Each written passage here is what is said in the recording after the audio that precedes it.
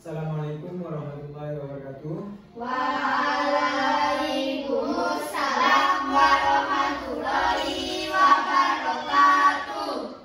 Bagaimana kabarnya hari ini? Alhamdulillah baik. Mungkin dari teman-teman ada yang sakit? Ada. Namanya siapa? Namanya Julien. Siapa? Atas sama Julien. Ada yang tahu nggak dia sakit apa? Oh. Ya, terus mungkin di sini sebelum bapak memulai pelajaran, Bapak akan menunjuk salah satu dari kalian untuk memimpin doa. Ayo, satu, Rizky, maju, pimpin doa.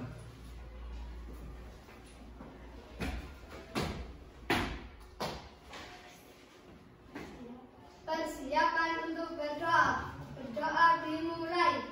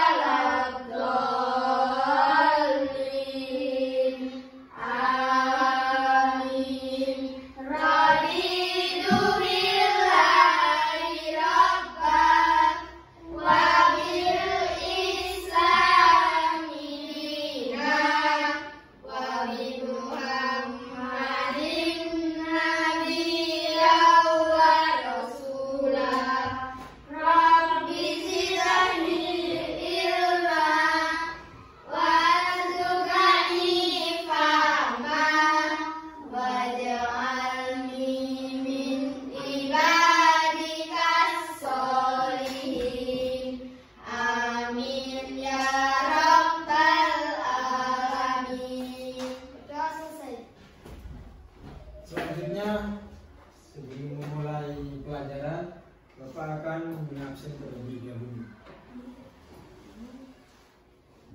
Arya Fardan Azka,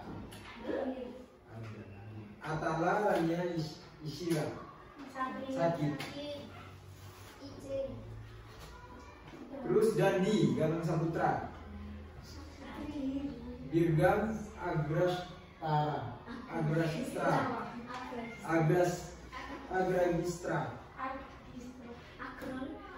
Juliet Vanessa, Sakit. Muhammad Davis, Rizky Dwi Putra Hidayat, Syahida Afia Rahman, Yumna Safinatul Najar.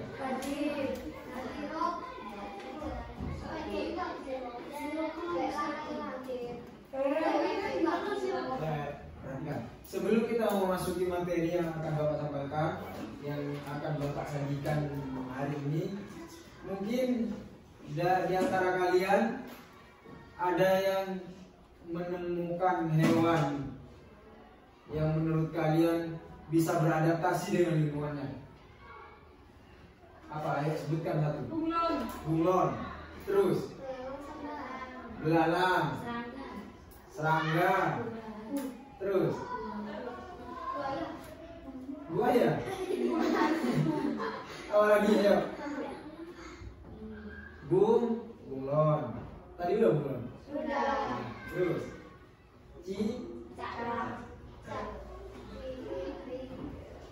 ada yang tahu di sini nama adaptasi bunglon itu apa? Terus kalau cicak? Cicak.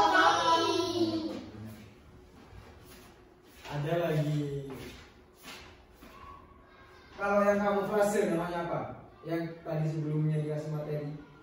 Yang kamuflase. Menyesuaikan bentuk Kamuflase itu hampir sama dengan sembunyi. Bersembunyi dari musuhnya.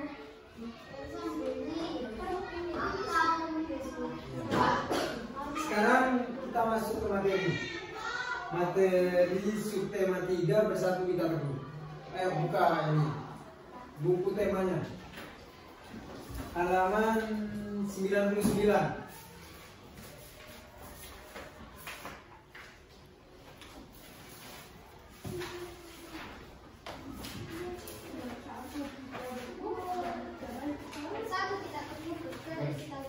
Bersatu kita teguh. Di sini Bapak akan bacain. Udah ini 99. Bersatu kita teguh. Ya. Ada yang nggak bawa buku? Bawa semua ya. Nah, persatuan akan memperkuat tekad sehingga menghasilkan tujuan yang ingin dicapai.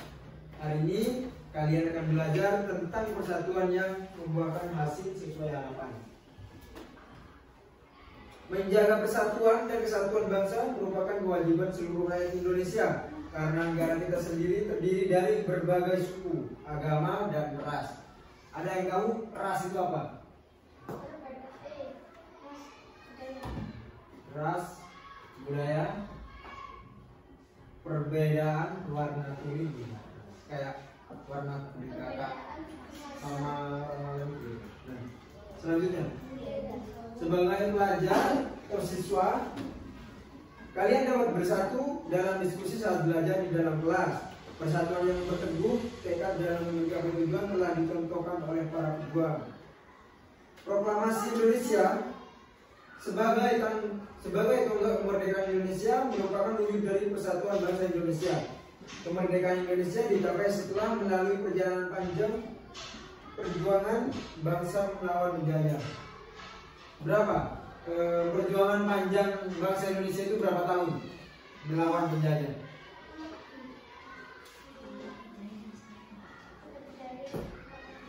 Lebih dari 4 tahun? Enggak. Belanda aja 3,5 abad. Tambah Jepang. Inggris juga pernah menjajah.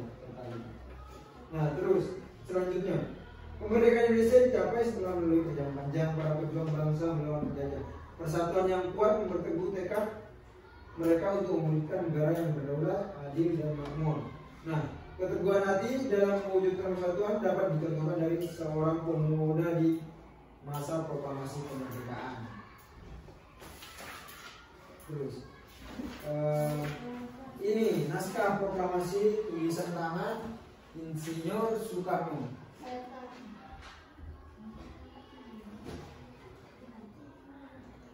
Nah,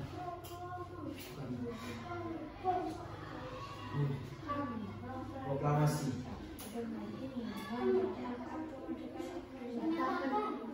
Coba. Ini tulisannya menjatakan hal-hal yang mengenai pemindahan kekuasaan. Ini memang tulisannya begitu waktu proklamasi. Jadi naskah proklamasi ini, coba perhatikan buku kalian yang naskah proklamasi sebelum diketik. Naskah proklamasi tulisan tangan Insinyur Soekarno yang masih ada coretannya. Nah, iya benar. Kakak bisa baca ini. Kami bangsa Indonesia. Dengan ini menyatakan, tulisannya menyatakan kemerdekaan Indonesia. Hal-hal yang mengenai pemindahan kekuasaan dan lain-lain diselenggarakan dengan cara, nah tulisannya PJ, cara seksama dan dalam tempo yang sesingkat-singkatnya.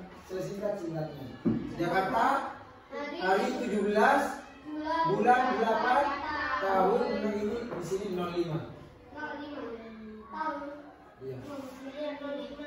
05 ya. Atas nama bangsa Indonesia. Soekarno Hatta. Ya. Terus perhatikan gambar yang ini. Itu BM dia. Ada yang tahu BM dia siapa?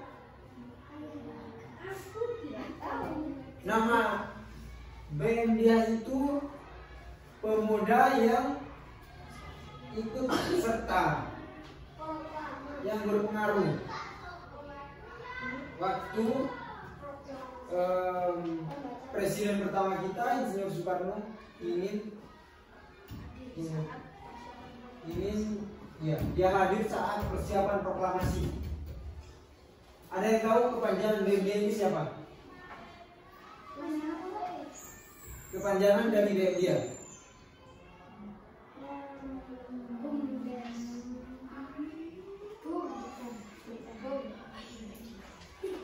BM dia itu namanya, kan tulisannya gini kan, BM dia, BM dia, namanya BM ini Burhanuddin Muhammad Dia.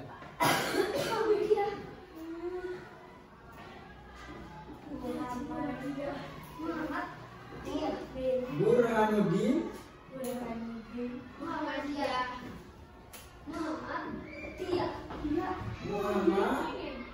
Muhammad Dia.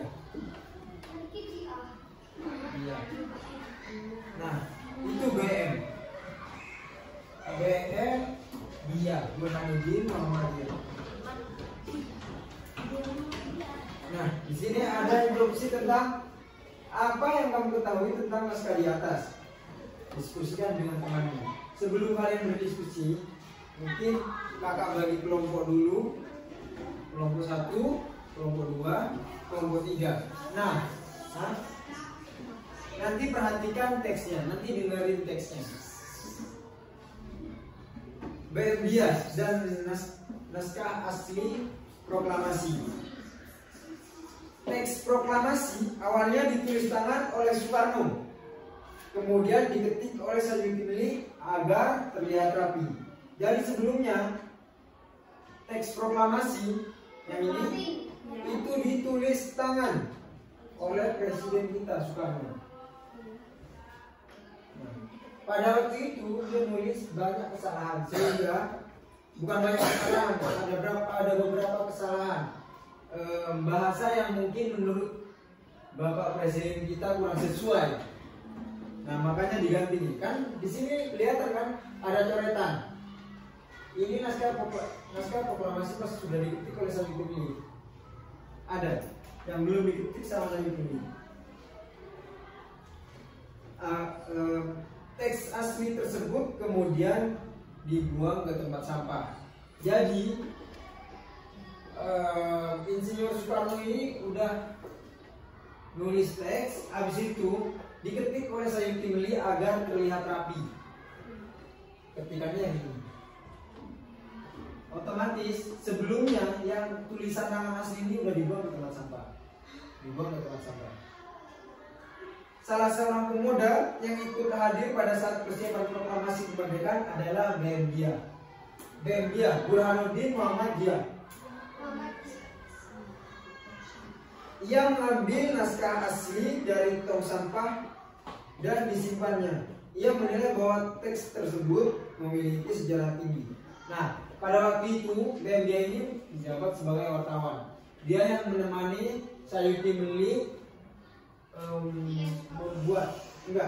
dia mengetik teks ini. Kalau membuatnya itu Insinyur Soekarno. Jadi dia menemani pas Sayuti mengetik naskah proklamasi ini. Setelah teksnya udah jadi, iya, dibuang oleh Sayuti ke tempat sampah. Si BM dia ini, Burhanuddin Muhammad Dia ini, dia yang mengambil. Dia yang waktu itu dia yang melihat naskah yang asli ini dibuang. Nah, dia berpikir mungkin ini mempunyai nilai tinggi, histori atau sejarah Indonesia. Makanya Burhanuddin Muhammad Dia ini dia yang ambil, yang menyimpan teks aslinya. Karena menurut dia nilai dari sejarah ini yang sangat tinggi. Dia menyimpan teks tersebut selama kurang lebih 40 tahun. 46 tahun. Ya, 46 tahun. Naskah asli yang disimpan Burhanuddin Muhammadiyah selama 46 tahun, 9 bulan dan 19 hari. Kemudian dikembalikan kepada bangsa Indonesia. Nah, ini bisa jadi sejarah buat kita. Tulisan Soekarno. Dia membawa naskah asli proklamasi kemerdekaan rakyat Indonesia pada Selasa pagi. Ingat, 19 Mei 1992 pukul 10.30 dan menyerahkannya melalui Presiden Soeharto. Naskah itu kemudian disimpan oleh Arsip Nasional atas anjuran Soeharto. Keputusan BEM dia untuk menyimpan naskah asli sangat tepat. Seluruh bangsa Indonesia sampai sekarang dapat menikmati naskah asli proklamasi dan belajar banyak dari kejadian saat itu. Nah, pada waktu itu Burhanuddin Muhammadiyah ini dia menjadi seorang wartawan. Ya, kalian kan tahu kalau wartawan itu harus mempunyai informasi penting banget. Sampai-sampai waktu Said Timlik membuat teks yang asli dari Soekarno, dia menyimpannya. Nah, 46 tahun, 9 bulan, 19 hari 46 tahun, 9 bulan, 19 hari dia menyimpannya. Ngeri. Bentar lagi. Terus di sini kalian kan udah tahu lagi ya. Ini kelompok 1, kelompok 2, kelompok 3. Kakak akan tunjuk. Mungkin kalian lihat teksnya. Kakak akan tunjuk. Nanti kalian disuruh buat pertanyaan ya tentang 5W satu-satu. Buat saja tapi per kelompok. Ngerti nggak? Ya. Coba perhatikan teksnya, yang BEM dia. Ya. Perhatikan teksnya. Nah, teksnya itu kalian kan udah ngerti ya, BEM dia dan naskah asli proklamasi. Ya. Kelompok 1 buat di mana?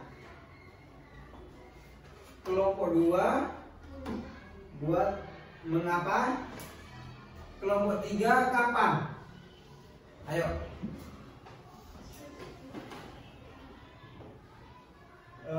Waktunya semenit.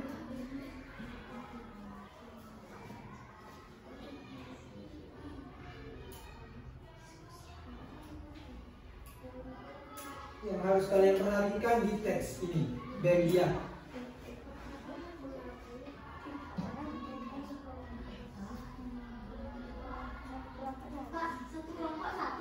Satu kelompok 1. Kalian diskusi. Ayo.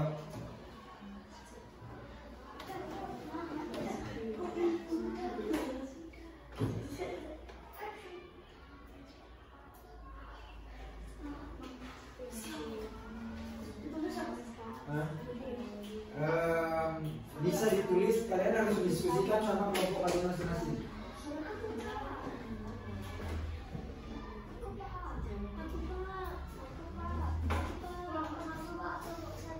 Ayo, kelompok 2 dulu.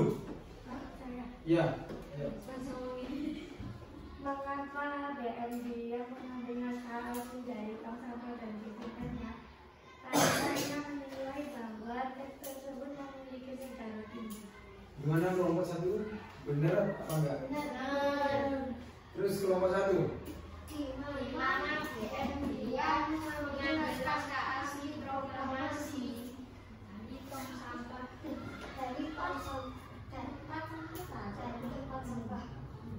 Gimana kelompok 1?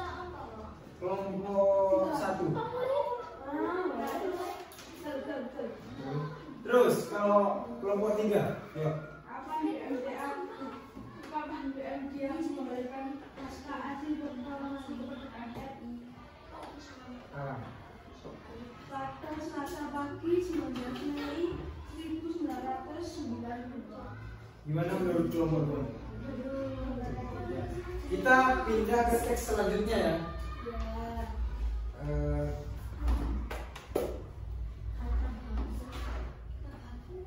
Gini. Yang kembangkan informasimu dengan memperhatikan kata baku. Jangan lupa menggunakan kalimat efektif. Ini, tahukah kamu tentang kata baku? Bacalah penjelasan singkat berikut. Digunakan dalam kata baku itu ini.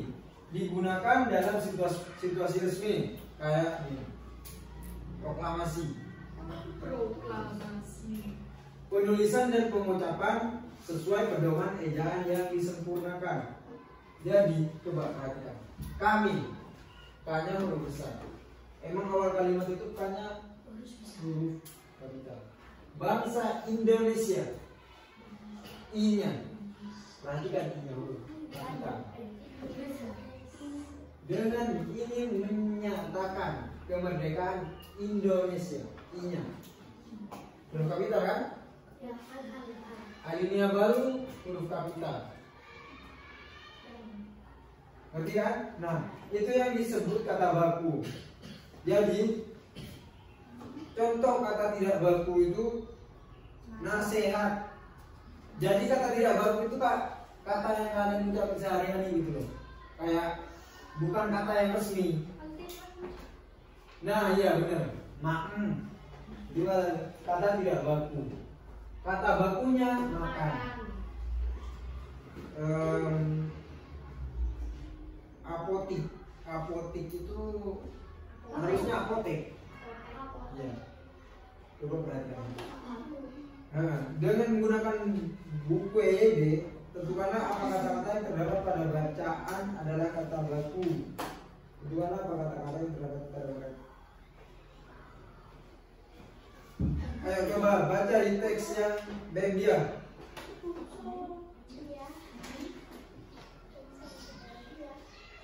Kata mana saja?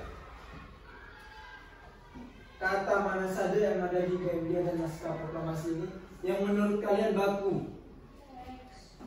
Teks salah. Teks salah. Kemudian kemerdekaan. Kemerdekaan. Proklamasi. Naskah. Proklamasi. Oh iya, semuanya udah benar. Proklamasi. Kemerdekaan. RI nasional. PI. Putusan. Seluruh Indonesia. Ayo, sekarang udah ya.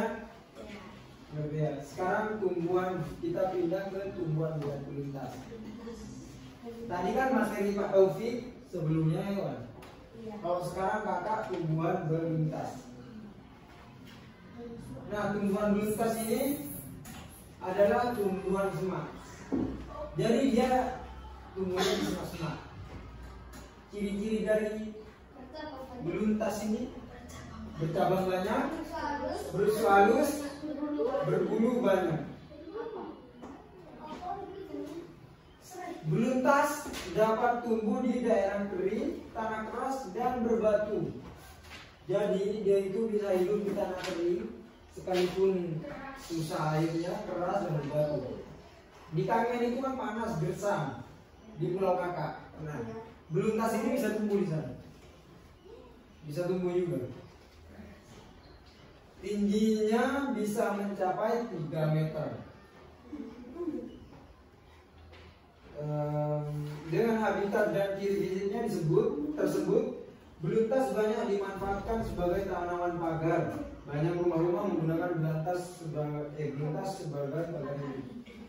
Nah, beluntas ini kalau di kami kan itu biasanya kalau kakak sakit itu dicampur minyak, dicampur apa gitu, buat apa, buat obat herbal gitu. Selain tumbuhan, hewan juga berguna bagi kehidupan manusia. Bacalah teks berikut. Kamu akan mendapat informasi manfaat suatu hewan terkait habitatnya. Keong sawah atau tutut. Bahasa Malangnya apa? Tutut. Siput. Keong sawah itu yang ada di sawah itu loh. Yang kecil. Bukan yang kecil, ada yang bisa tutut. Ya. Ada yang pernah makan keong sawah? Aku enggak.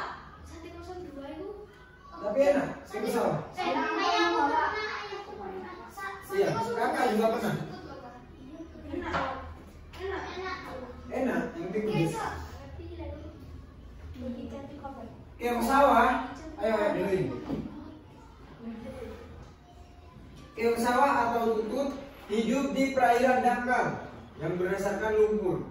Keong sawah banyak hidup di sawah, rawa-rawa, pinggir danau, dan pinggir sungai kecil.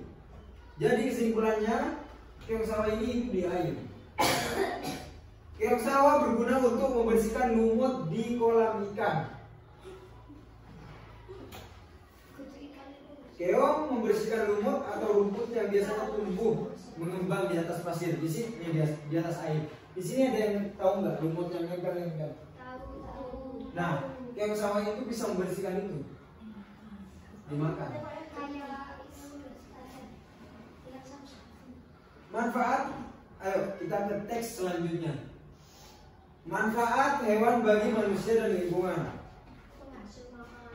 Yang pertama, manfaat hewan itu yang pertama penghasil bahan pangan.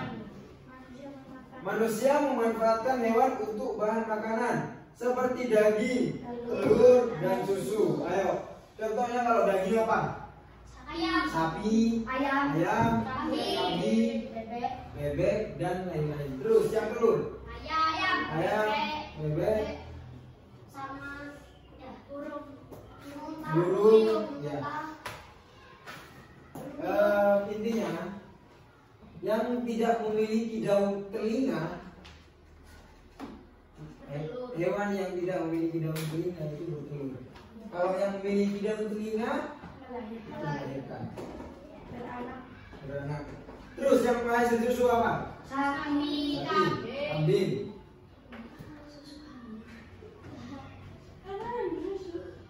Udah. Di sini ada pernah ada di sini kan banyak ya yang pernah susu sapi di Malang. Di sini banyak peternaknya. Kalau di Kangean di Pulau Waka itu nggak ada sama sekali. Tapi biasanya kalau susu ini ya, susu sapi itu biasanya amis kan? Iya. Baunya kurang enak. Ya, begini. Terus yang kedua, penghasil bahan sandang. Sandang itu kayak sandang pangan. Oh, baju kan? Iya, benar. Coba baca bawahnya. Hewan memiliki manfaat terkait kebutuhan sandang seperti kain sutra yang berasal dari serat kepompong ulat sutra. Domba dapat menghasilkan wool. Kulit hewan seperti sapi dan kerbau dimanfaatkan dalam pembuatan jaket. Kalian pernah nggak lihat film-film zaman dulu yang primitif di bumi? Pernah. Dia itu pakai baju pakai kulit hewan. Kalau Tarzan, siapa yang pernah lihat Tarzan dulu? Dia pakai kulit harimau. Tarzan yang di hutan. Nah, orang zaman dulu itu dia memanfaatkan, kan dulu kan primitif banget, nggak ada apa-apa, nggak ada baju, nggak ada sandal, nggak ada semuanya. Mereka hanya memanfaatkan yang ada aja, yang siap pakai. Nah, contohnya kayak kulit kerbau, kulit harimau, kulit beruang bisa ya buat jaket. Sedangkan kalau domba ini kerbau. Ayo, ini sekarang kepompong ulat sutra. Jadi dia bisa di apa namanya? Yang kalau misal mau buat sarung dianyam, kayak dianyam gitu. Nanti dia jadi sarung, baju. Terus domba dapat menghasilkan wool. itu kayak bulu domba. Tidak bisa bahasa Inggris. Iya, bulu domba. Aku boleh isi kotak itu. Kita di nomor kasur bulu. Selanjutnya yang nomor 3, menghasil bahan kerajinan. Kulit sapi dan kerbau dimanfaatkan sebagai bahan pembuatan wayang kulit. Selain itu, bulu angsa dimanfaatkan untuk membuat kok. Kok, siapa yang tahu kok? Tahu. Buat? Raketan. Main bulu tangkis. Ya. Kok. Nomor 4. Menghasil pupuk organik. Menghasil pupuk organik. Kotoran berbagai jenis hewan seperti sapi dan kambing dapat digunakan sebagai bahan pembuatan pupuk organik yang baik dan tidak membahayakan bagi lingkungan. Contohnya apa ayo? Yang di lingkungan kalian? Apa? Tai sapi. Tai sapi, kotoran sapi. Ayam. Ayam. Amin. Ada kelelawar. Oh iya. Kotoran kelelawar itu bisa buat pupuk. Banyak nih. Hah? Walet. Ayo. Terus. Selanjutnya nomor 5. Penghasil tenaga. Tenaga gajah dimanfaatkan untuk mengangkut kayu. Tenaga kuda dimanfaatkan untuk menarik delman. Tenaga kerbau dimanfaatkan untuk membajak sawah. Ini bukan cuma kerbau yang membajak sawah, tapi sapi juga bisa berbajak sawah. Kalau kuda itu buat alat transportasi kita, transportasi zaman dulu. Kuda, unta, dokar. Apa cikar? Pakai sapi, Pak. Oh, pakai sapi. Cikar. Oh, yang di film-film. Ada. Di film-film pakai sapi. Bukan kuda. Kalau kuda kan dokar kan? Dia pakai sapi. Iya, pakai sapi. Oh, itu namanya cikar. Tapi di sini masih ada nggak? Masih ada nggak orang yang pakai cikar?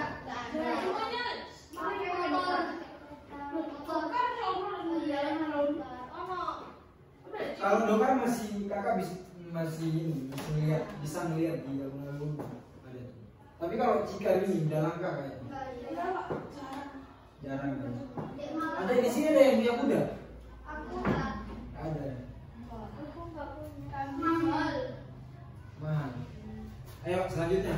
Manfaat tumbuhan bagi manusia dan lingkungan. Nah, yang pertama bahan makanan. Bagian tumbuhan yang dapat digunakan untuk bahan makanan adalah batang, daun, bunga, buah, dan biji. Coba contoh dari batangnya apa tuh? Batang apa yang bisa kalian konsumsi?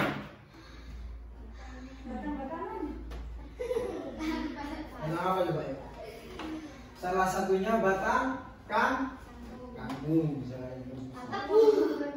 Batang tebu.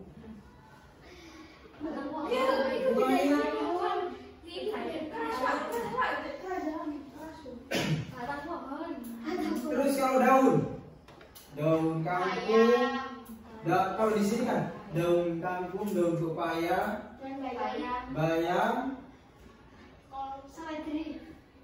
seledri, dan lain-lain banyak banyak. Terus kalau bunga apa? Ada. Namanya apa ya? Namanya tahu nggak? Daun kelor. Daun kelor tapi ada bunganya. Kayak yang warna putih. Ngerti nggak?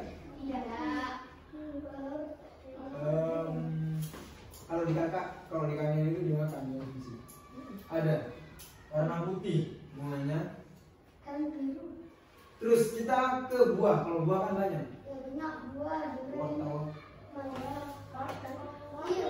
Wortel itu sayur ya? Iya.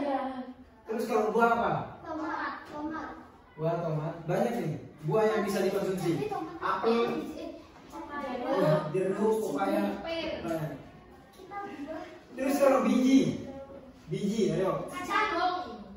Biji jagung, kacang, nangka. Biji nangka. Iya. Enggak, tapi dia bisa dikonsumsi. Iya. Biji nangka, biji kedelai, Apa lagi ya? Tidak.